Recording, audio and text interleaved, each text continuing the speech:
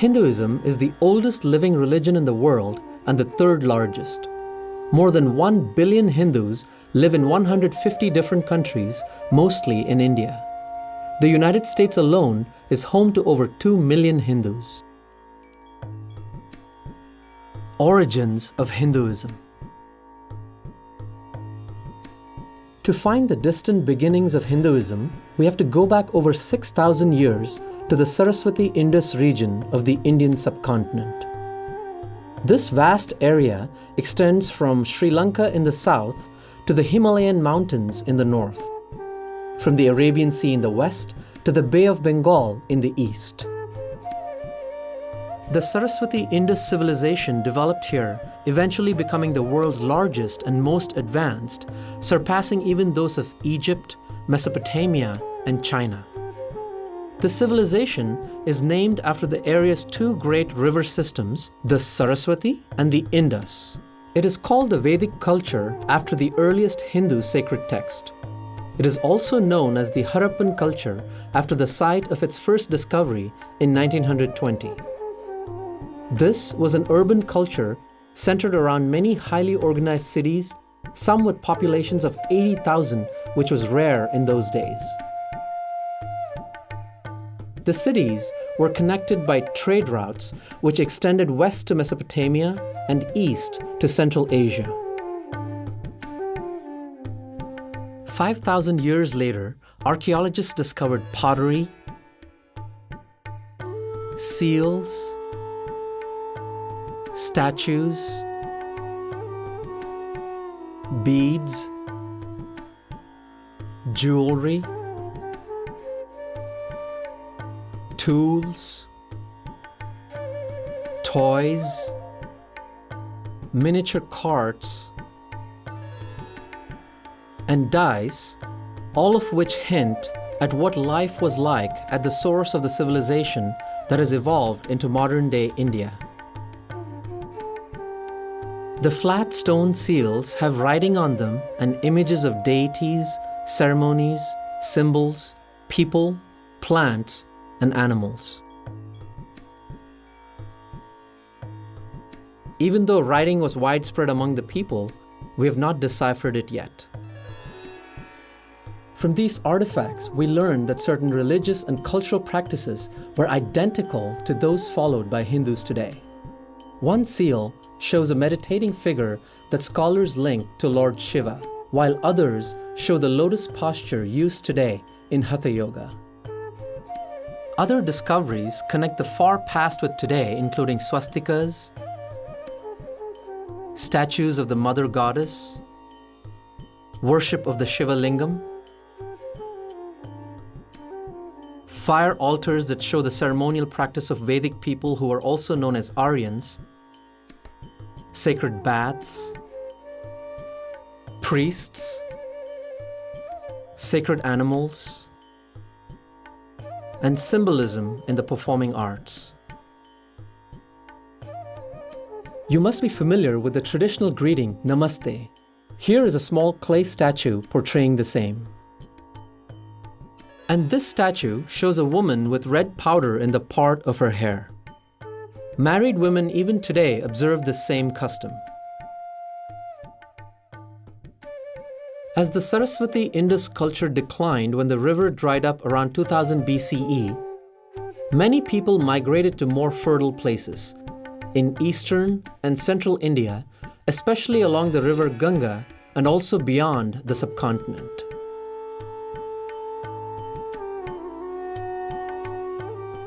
Hindu scriptures. The four Vedas, the central holy books of Hinduism, were composed in Sanskrit starting at least 6,000 years ago.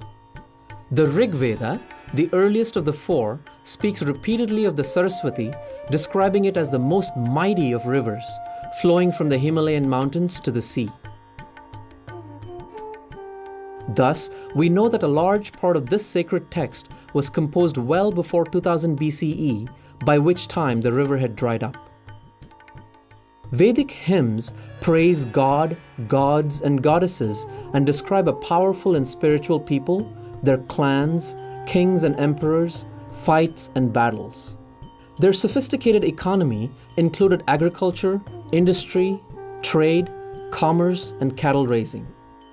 Vedas call the country Sapta Sindhu, meaning the land of 7 rivers. The words Hindu and India both come from the Sanskrit word Sindhu, which means river. These Vedic hymns describe a form of fire worship, yajna, performed around a specially built altar. Archaeologists have unearthed such altars in several Saraswati Indus cities. Hindus still perform fire worship in this form. Originally, these thousands of hymns were not written down but memorized. Even today, there are priests who can chant from memory as many as 10,500 verses, which takes 50 hours.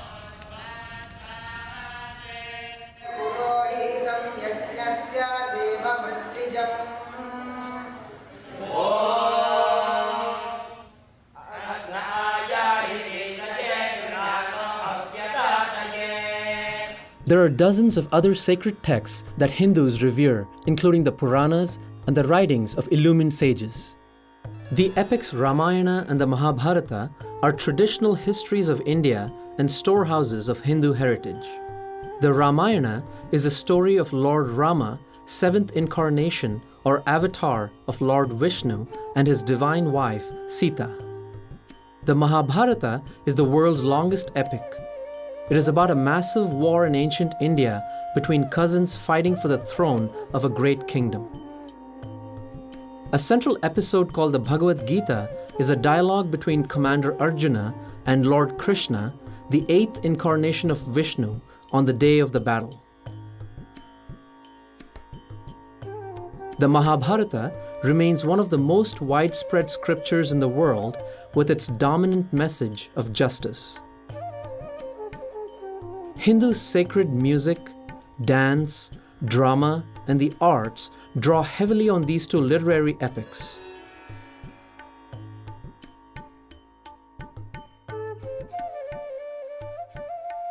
The Hindu society.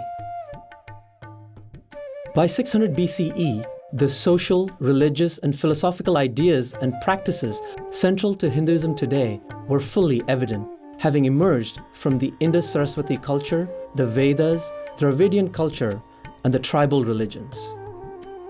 A distinctive feature of society was the Varna or class system. People were classified into groups with specific occupations. Parents taught their skills to their children from a young age, providing a strong grounding in their profession or trade.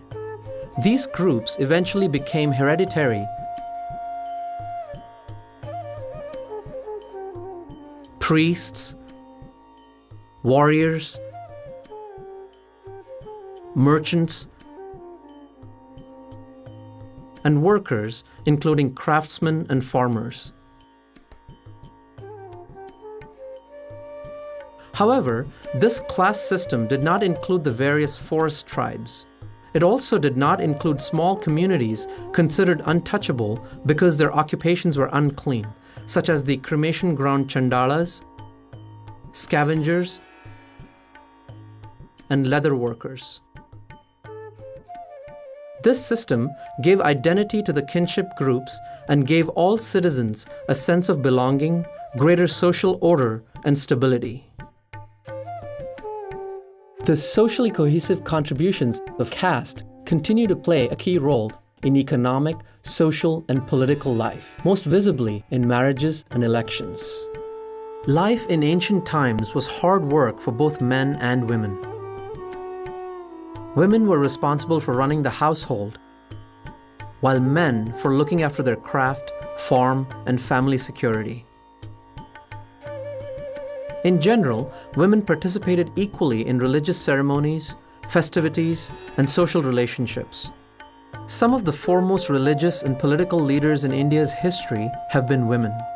Some even composed Vedic hymns. The period from 1000 BCE through the Gupta period, ending in the mid-6th century CE, was a time of great scientific and mathematical advancement. Hindus developed the counting system we use today, including the mathematical concepts of zero and decimals. Indian astronomers knew that the Earth orbits the Sun, and they calculated the length of a year with amazing precision. Medicine was so advanced that doctors were performing complex surgeries not equaled in Europe until the 18th century. India was the foremost supplier of steel to the world. In 400 CE, its foundries created an iron pillar which even stands today and has never rusted. Modern science cannot equal this feat. For thousands of years, India has been home to 1/4 of the human family. It has been honored as a nation of wealth and wisdom, and, of course, it is famous today as the world's largest democracy.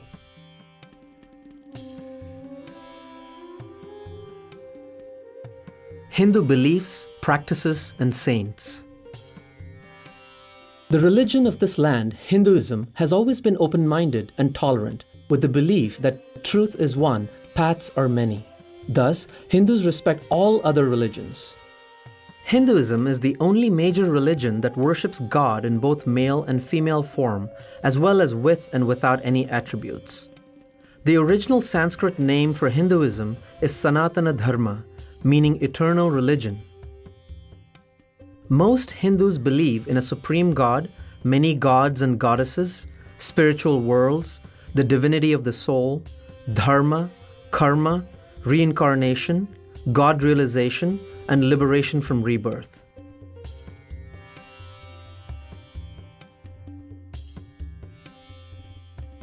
The Supreme God is known by various names depending on region and denomination. Brahman, Bhagavan, Shiva, Shakti, Vishnu, and more. He/she is all-powerful, all-knowing, all-loving, eminent, that is, present in all things, and transcendent, beyond them as well. God exists within each person as Atman, the divine soul. God realization describes the experience of the divine within oneself. This profound encounter with God is regarded as the ultimate goal of life. Hindus teach that every human being can know God personally. Hindus also worship other divinities. Each divinity has distinct powers and areas of responsibility. For example, Lord Ganesha is the remover of obstacles, Saraswati is the goddess of knowledge, and Hanuman is the god of service and devotion. Each Hindu freely chooses the deities he or she wishes to worship. Dharma is a cardinal concept in Hinduism. It includes righteousness, truth, sacred law, ethics, duty, justice, religion, and the laws of nature. Dharma means that which upholds. The dharmic principle of ahimsa or non-violence is important to this day. Mahatma Gandhi led India's independence in 1947 using non-violent means such as peaceful protests, boycotts, strikes, and speeches that aroused the nation to throw off British rule. He once said, "Non-violence is the greatest force at the disposal of mankind. It is mightier than the mightiest weapon of destruction devised by the ingenuity of man." In the 1950s, Martin Luther King Jr. understood the power of Gandhi's methods and went to India to meet his followers. He later applied those methods to fight for and win civil rights for America's black minority. In the same way, Cesar Chavez won rights for the farm workers of California.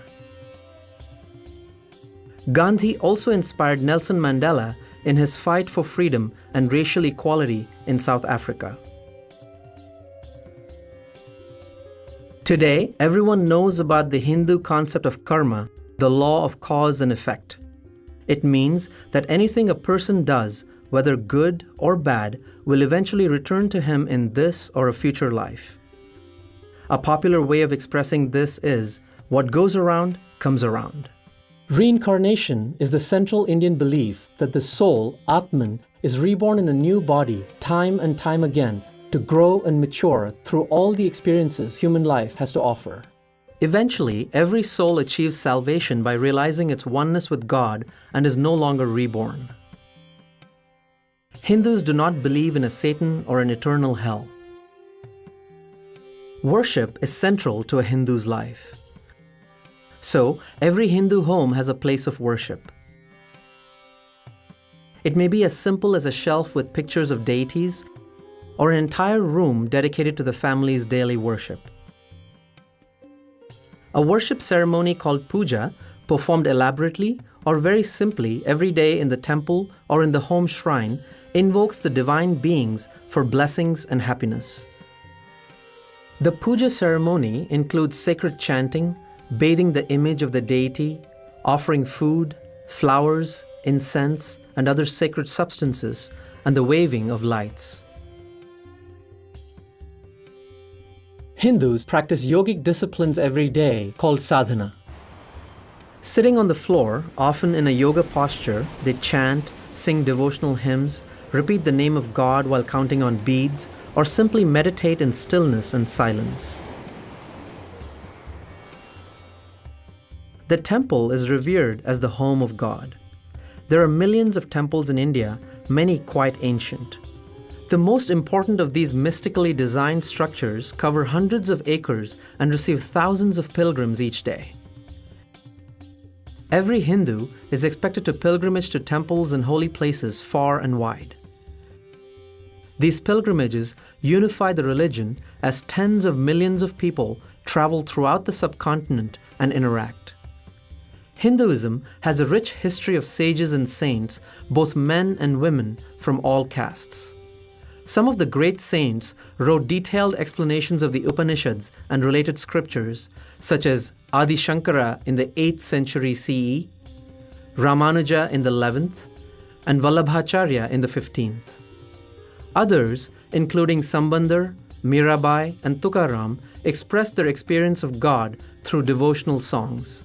Recent saints include Sri Ramakrishna, Swami Vivekananda, Anandamayi Ma, Swami Narayan, and Shirdi Sai Baba. Millions of Swamis and other saintly souls make up the spiritual leadership within Hinduism. Swamis have renounced the world and taken up spiritual life full-time. Special among these are the gurus, enlightened men and women who serve as religious teachers.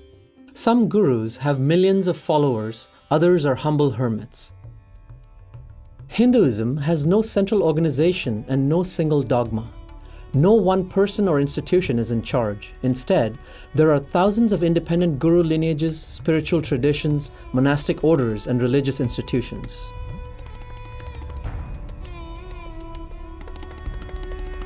Hindu festivals. Hindus love festivals and enthusiastically celebrate many holy days each year.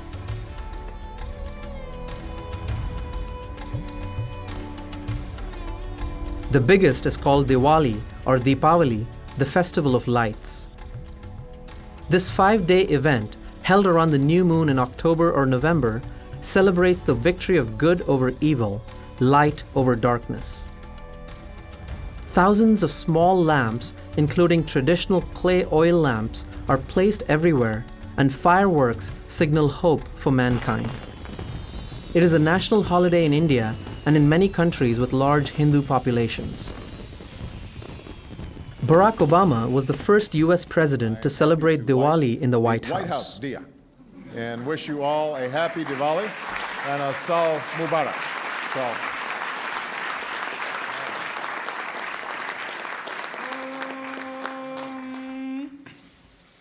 Asatoma Satkamaya Tamasoma Jyotirgamaya Mrityarma Amrutangamaya Shanti Shanti Shanti Hari.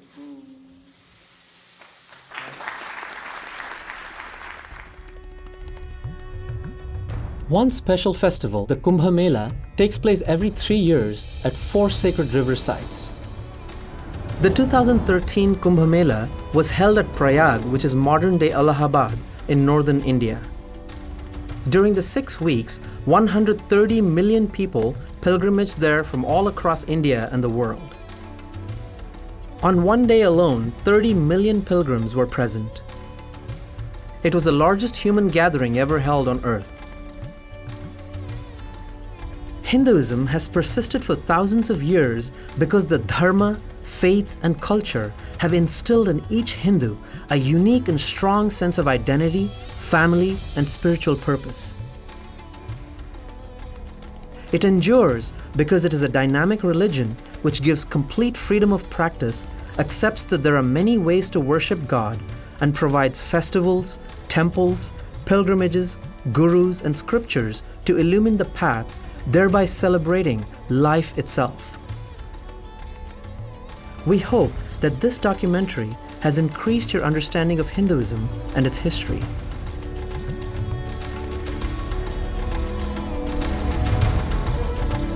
Namaste.